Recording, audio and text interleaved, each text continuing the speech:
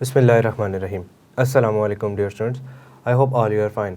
Student, जैसे कि last lecture में हम लोगों ने बहुत से फंक्शंस के बारे में पढ़ा था, जैसे कि एंड फंक्शन के बारे में पढ़ा था, बूलियन फंक्शन था हमारे पास, और फंक्शन के बारे में पढ़ा था, एंड फंक्शन के बारे में, और उसके अलावा नॉट फंक्शन के बारे में पढ़ा था, और उनकी प्रॉपर्टीज़ के बारे में पढ़ा था कि किस तरह से वो जो है वो हमारे पास वर्क करते हैं।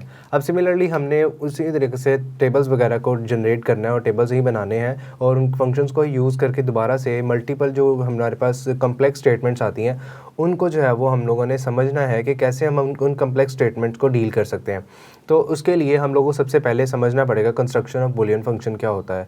अब बूलियन फंक्शंस को बनाते कैसे हैं। अब बूलियन फंक्शन की अगर बात की जाए तो इसके अंदर जैसे हमने बात की थी कि हमारे पास सिर्फ और सिर्फ 2 ही इनपुट्स होती हैं।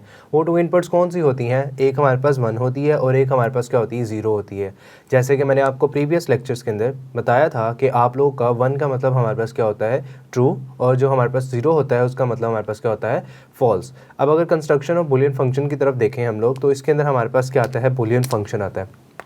बूलियन फंक्शंस की उसने एक छोटी सी डेफिनेशन बताई हुई है कि ये हमारे पास क्या करता है? 1 और मोर बाइनरी इनपुट लेता है और हमारे पास जो जनरेशन होती है वो सिर्फ और सिर्फ एक इनपुट आउटपुट की होती है। मींस के हमारे पास जो इनपुट्स हैं वो जितनी मर्जी हो सकती हैं। ज़रूरी नहीं है कि हमारे पास इनपुट एक ही हो या फिर 2 हो, वो हमारे पास मल्टीपल हो सकती हैं, लेकिन जो उनकी आउटपुट है वो हमारे पास क्या होगी? एक ही होगी। ठीक है। अब यहाँ पर अगर बात की जाए एग्जाम्पल में उसने हमें बताया हुआ है कि एंड और नॉट, ये हमारे पास 3 उसने फंक्शंस हैं जो कि हम लोगों ने पीछे प्रीवियस लेक्चर्स के अंदर पढ़े थे कि ये तीनों फंक्शंस अपनी अपनी प्रॉपर्टी में किस तरह से काम करते हैं। अब जैसे हमने बात की थी एंड ऑपरेटर की। एंड ऑपरेटर क्या होता है? A dot B. ठीक है। अब ए डॉट बी हमारे पास क्या था? एंड ऑपरेटर था। इसके अंदर हमने क्या प्रॉपर्टी पढ़ी थी कि हमारे पास अगर एक भी इनपुट 0 होती है तो हमारा आउटपुट क्या आता है?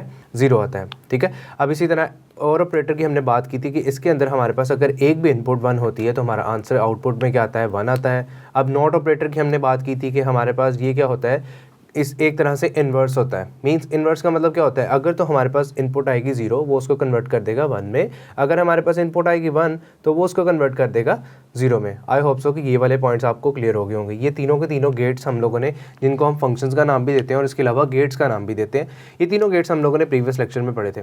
चलिए अब देखते हैं नेक्स्ट हमारे पास फंक्शन क्या आता है या फिर उसकी कंस्ट्रक्शन को कैसे देखते हैं। अब यहाँ पर कंस्ट्रक्शन की अगर बात की जाए तो हमारे पास एक है ए इनपुट और एक है बी इनपुट। अब जैसे कि हमने अभी पढ़ा कि कंस्ट्रक्शन ऑफ बूलियन फंक्शन के अंदर हमारे पास मल्टीपल इनपुट्स हो सकती है, लेकिन आउटपुट जनरेशन के अंदर हमारे पास क्या आएगी? सिर्फ एक ही आउटपुट आएगी। अब जैसे आप लोग को डायग्राम में भी नज़र आ रहा होगा कि हमारे पास आउटपुट्स कितनी है, इनपुट्स कितनी है? A and B. मीन्स के हमारे पास इनपुट्स हैं 2। अब आउटपुट में हमारे पास क्या आ रहा है? A dot B. मीन्स के जो फंक्शन अंदर है, मीन्स कि ये वाला जो सर्किट हमने बनाया है, ये सर्किट काम क्या कर रहा है? ये सर्किट क्या करेगा? ए के इनपुट पकड़ेगा और बी के इनपुट पकड़ेगा और उन दोनों को एंड करवा के उसका आउटपुट ले आएगा। ठीक है। अब इस सर्किट का ये फंक्शन है, इसको हम फंक्शन का नाम देते हैं। मींस के उसने ए और बी इनपुट का यूज़ किया और उन दोनों को एंड करवाया और उसका जो आंसर आया था वो उसने आउटपुट के तौर पर शो करवा दी। अब जैसे एग्जांपल के तौर पे यहाँ पर समझ लेते हैं, मेरे पास इनपुट ए के पास 1 है और बी के पास इनपुट 0 है। ठीक है। अब क्या होगा? हमारे पास ए डॉट बी जब किया जाएगा तो हमारे पास, जैसे मैंने आपको बताया था, अगर हमारे पास इनपुट एक भी 0 हो तो हमारे पास एंड के अंदर आउटपुट क्या आती है? 0 आती है। तो आउटपुट हमारे पास क्या आ जाएगी? 0। आई होप सो समझ आ गई आप लोगों को। अभी नेक्स्ट देखते हैं, टेबल देख लेते हैं। अब टेबल के अंदर जैसे मैंने आपको बताया था कि हमारे पास अभी कितने वेरिएबल्स यूज़ हो रहे हैं? 2 वेरिएबल्स यूज़ हो रहे हैं। अब जैसे 2 वेरिएबल्स यूज़ हो रहे हैं तो 2 वेरिएबल यूज़ करने के लिए मैंने आपको बताया था जो हमारे पास इनपुट्स होंगी वो कितनी होंगी? 2 की पावर n। मीन्स के अब n की वैल्यू हमारे पास क्या है? Number of variables. तो नंबर ऑफ़ वेरिएबल्स हमारे पास कितने हैं? 2। तो 2 की पावर 2 हमारे पास क्या आ गया? 4। मीन्स के जो हमारे पास टोटल नंबर ऑफ़ इनपुट्स बनेगी ए वेरिएबल और साथ में बी वेरिएबल की, वो दोनों क्या बनेगी? 4 बनेगी। अब यहाँ पर आप लोगों को नज़र आ रहा होगा, सबसे पहले आपको मैंने बताया था कि आप लोग ए की इनपुट हमारे पास क्या होती है? 00 11 और उसके बाद बी की इनपुट हमारे पास क्या होती है?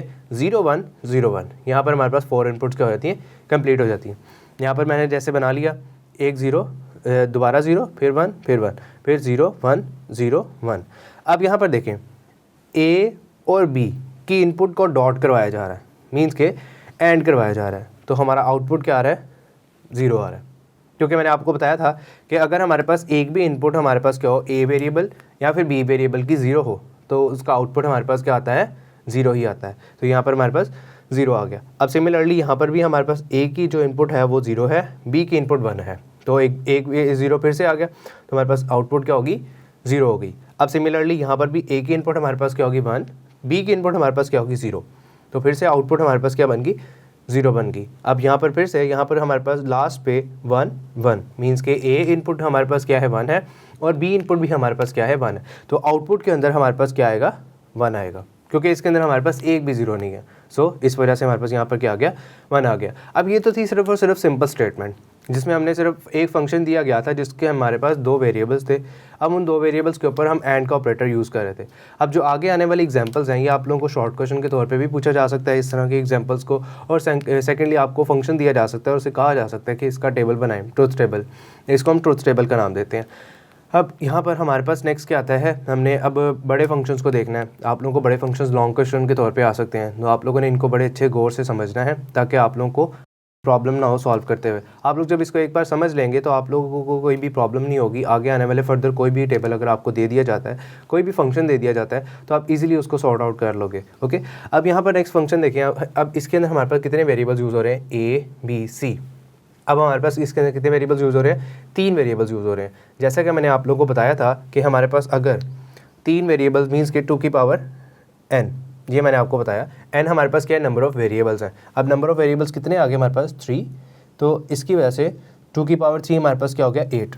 मीन्स के हर एक वेरिएबल की जो इनपुट होगी वो हमारे पास कितनी होंगी, 8 होंगी। ओके, जैसे इसको हम काउंट भी कर लेते हैं, 1 2 3 4 5 6 7 8। ए की इनपुट भी 8 है, बी की भी 8 है और हमारे पास सी की भी 8 है।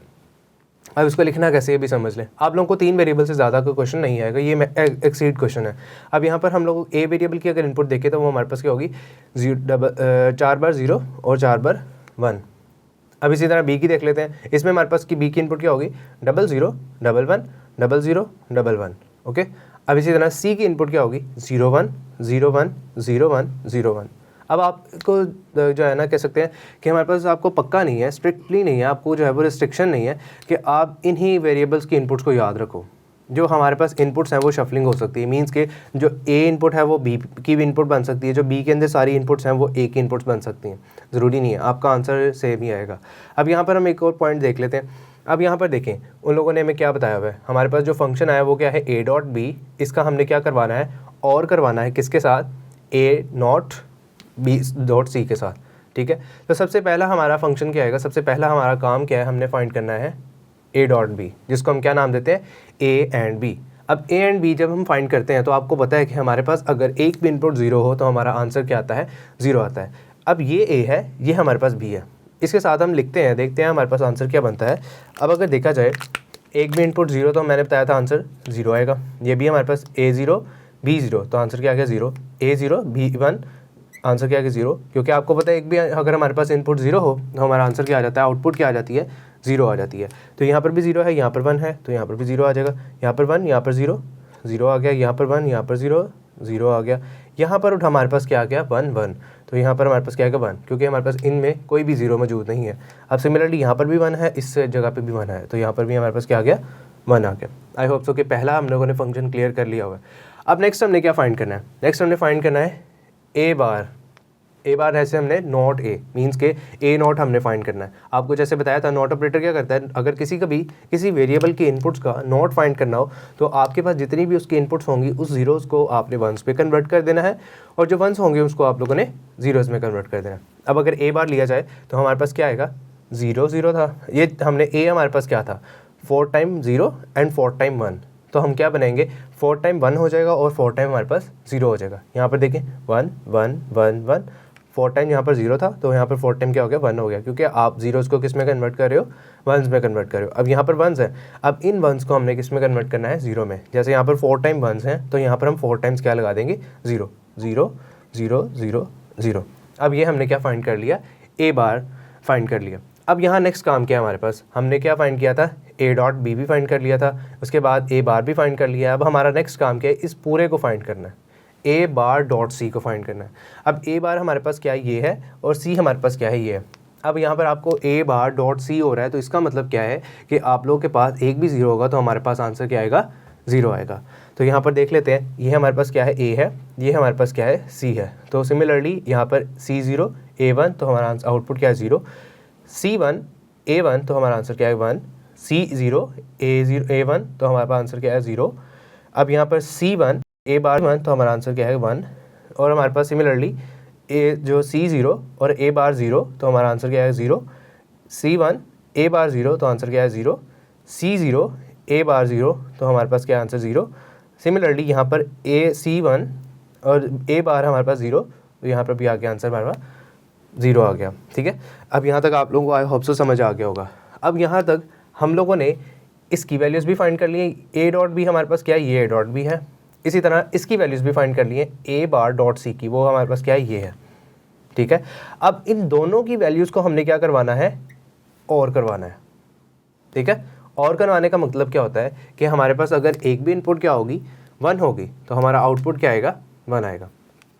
अब यहाँ पर देख लेते हैं, ये हमारे पास क्या है ए डॉट बी, ये हमारे पास क्या है ए बार डॉट सी। ठीक है, अब इन दोनों को हमने क्या करवाना है, और करवाना है। सबसे पहले 0 0 तो हमारे पास आंसर क्या आएगा 0, क्योंकि और के अंदर हमारे पास एक भी इनपुट क्या हो 1 हो तो तभी ही हमारे पास क्या होती है आंसर 1 आता है। अब यहाँ पर देखिए 0 1 तो आंसर क्या आ गया 1, यहाँ पर क्या आ गया 0 0 तो आंसर 0, इसी तरह यहाँ पर 0 1 तो answer 1, 0 0 answer 0, 0 0 answer 0, 0 1 1 0 sorry 1 0 answer 1 और 1 0 आंसर 1। अब हमारे पास इस फंक्शन का, इस होल फंक्शन का जो आंसर आया है वो हमारे पास ये आया है। जो आउटपुट आई है हमारे पास वो ये आउटपुट आई है 0 1 0 1 0 0 1 1। ओके, आई होप सो कि ये सारा का सारा टेबल आप लोगों को क्लियर हो गया होगा। जब अगर आप लोग ये फंक्शंस अच्छी तरीके से जब तक नहीं समझेंगे तब तक आप लोगों को टेबल बनाना नहीं आएगा। आप लोगों ने कोशिश करनी है, सबसे पहले आप लोगों ने फंक्शन को एनालाइज करना है कि फंक्शन के अंदर यूज़ होने वाले वेरिएबल्स कितने हैं। आपने जितने वेरिएबल्स होंगे उतनी फिर इनपुट्स जनरेट कर लेनी है। जैसे इस फंक्शन के अंदर हमारे पास 3 वेरिएबल्स यूज़ हो रहे थे, ए बी एंड सी। अब आप लोगों ने ए बी सी के तीनों वेरिएबल्स की इनपुट्स को ड्रॉन कर लिया। अब ड्रॉन करने के बाद आपने सबसे पहले देखना है कि ए डॉट बी हो रहा है तो आपने उसकी वैल्यू फाइंड कर लेनी है। उसके बाद देखें आप लोगों ने दरमियान वाली जो वैल्यू है उसको फिलहाल के लिए छोड़ देना है। नेक्स्ट जो हमारे पास ऑपरेशन है उसको छोड़ देना। नेक्स्ट देखें ए बार आपके पास नहीं है तो आप ए बार फाइंड कर लोगे। इसी तरह ए बार डॉट सी आपके पास नहीं था वो आपने वो फाइंड कर लिया। अब आपके पास ए डॉट बी की भी वैल्यू आ गई है। अब आपके पास ए बार डॉट सी की वैल्यू भी आ गई है। अब आप क्या करोगे, सिमिलरली इन दोनों को क्या करवा दोगे, और करवा दोगे तो आपका आंसर ये आ जाएगा। आई होप सो कि ये वाले टेबल जो है वो आप लोगों को अच्छे से क्लियर हो गया होगा। अब जब तक आप लोगों को ये टेबल क्लियर नहीं होगा तब तक आप लोग जो है वो अच्छे तरीके से जो आने वाले क्वेश्चन होंगे उनको सॉल्व नहीं कर पाओगे, या आप लोगों को लॉन्ग क्वेश्चन के तौर पर पूछा जा सकता है। इस तरह के फंक्शन आपको लॉन्ग क्वेश्चन के तौर पर आते हैं। अब यहाँ पर जो हमने छोटी छोटी टेबल्स बनाई है, छोटे छोटे टेबल्स जो हैं वो हमारे पास शॉर्ट क्वेश्चन के तौर पे पूछे जा सकते हैं। कि आप लोगों को पूछा जा सकता है कि ए डॉट बी है हमारे पास फंक्शन, इसका आप लोग ट्रुथ टेबल बनाएं। आप लोगों ने क्या करना है, सबसे पहले आप लोगों ने सारी इनपुट्स ड्रॉन कर लेनी है, उसके बाद ए डॉट बी को फाइंड कर देना। अब नेक्स्ट काम हमारे पास वो क्या कह रहा है कि हमारे पास कंप्यूटर के अंदर ये सारे बुलियन फंक्शन यूज़ कहाँ पर होते हैं। अब इन चीज़ों को भी देखना ज़रूरी है कि हम लोग पढ़ तो रहे हैं तो लेकिन इनका यूजेज हमारे पास क्या है, why we use to learn this. अब यहाँ पर हमारे पास आ रहा है सबसे पहले अर्थमेटिक ऑपरेशन। अब अर्थमेटिक ऑपरेशन की बात की जाए तो कंप्यूटर को ज़्यादातर बनाया ही क्या कि किसके लिए है, कंप्यूटेशन के लिए बनाया गया है। अब कंप्यूटर का वर्ड कंप्यूटेशन से निकला है, जिसका मतलब हमारे पास क्या होता है कैलकुलेशन, कि कैलकुलेशन को आसान बनाने के लिए कंप्यूटर को बनाया गया है। अब अगर वो प्रॉपर फंक्शन उसी के ऊपर जनरेट नहीं करेगा, मीन्स कि एडिशन नहीं प्रॉपर करेगा, सब्ट्रैक्शन नहीं करेगा, डिवीजन नहीं करेगा, तो वो फिर किस काम का। अब इसी तरह इसलिए हम लोग जो यूज़ करते हैं बुलियन फंक्शन जो हैं वो हमारे पास ज़्यादातर किस लिए यूज़ हो रहे होते हैं, अर्थमेटिक ऑपरेशन के अंदर यूज़ हो रहे हैं, जिसके अंदर हमारे पास एडिशन आता है, सब्ट्रैक्शन आता है, मल्टीप्लिकेशन आता है, डिवीजन आता है। ओके, अब नेक्स्ट देखिए डाटा प्रोसेसिंग। डाटा प्रोसेसिंग का मतलब क्या होता है, आप लोग क्या करते हो कि आप लोग डाटा सेंड करते हो, डाटा रिसीव करते हो, डाटा मैनिपुलेट होता है, मीन्स कि डाटा को आप लोग चेंज भी करते हो। जैसे आपके पास कोई भी अपनी पिक्चर मौजूद होगी, वो एक डाटा फॉर्म है। अब आप उसको एडिट कर लेते हो, मीन्स को आपने डाटा को मैनिपुलेट किया, डाटा को अपडेट किया, डाटा को जो है वो आप लोगों ने मॉडिफाई किया। ओके, अब यहाँ पर नेक्स्ट आता है कंट्रोल लॉजिक्स। वो क्या करता है, लॉजिक्स को कंट्रोल करता है कि कैसे कंप्यूटर जो है वो वर्क कर रहा है, उसकी जो हमारे पास लॉजिकल सिस्टम्स हैं वो सारी तरीके से अच्छे तरीके से वर्क कर रहे हैं कि नहीं कर रहे। अब ये सारी चीज़ें बहुत ज़्यादा इंपॉर्टेंट है, आप लोगों ने इनको अच्छे तरीके से देख लेना है, एग्जाम पॉइंट ऑफ व्यू से भी इंपॉर्टेंट है। उसके अलावा लॉन्ग क्वेश्चन के लिहाज से मैंने आपको बता दिया और उसके अलावा शॉर्ट क्वेश्चन के लिहाज से भी आपको बता दिया। अब शॉर्ट क्वेश्चन आप लोगों को पूछा जा सकता है जैसे डिफाइन बूलियन फंक्शन, तो आप लोग उसकी डेफिनेशन लिखोगे, जो डेफिनेशन मैंने आपको बताई कि वन और more binary inputs are combined to form, and अगर हमारे पास 2 और या फिर 2 से ज़्यादा हमारे पास इनपुट्स हो सकती हैं, 1 भी हो सकती है, लेकिन उसकी आउटपुट हमारे पास क्या होगी, हमेशा 1 होगी। ये आपको MCQs के तौर पर पूछा जा सकता है, तो आप लोगों ने इस पॉइंट को अच्छे तरीके से याद रखना है। और नेक्स्ट हमारे पास जो है वो सारी चीज़ें हम लोगों ने डिस्कस कर ली है। आई होप सो कि ये सारी चीज़ें आप लोगों को अच्छे से क्लियर हो गई होंगी। आप लोगों ने इनको अच्छे तरीके से पढ़ना है, समझना है। अगर नहीं समझ आती तो आपने दोबारा से इसको रिवाइज़ करना है, देखना है, ताकि आप लोगों को जब तक ये क्लियर नहीं होगा आप जो है वो कॉम्प्लेक्स से कॉम्प्लेक्स बूलियन फंक्शंस को सॉल्व नहीं कर पाएंगे। सो आज के लिए बस इतना ही है। अल्लाह हाफिज़।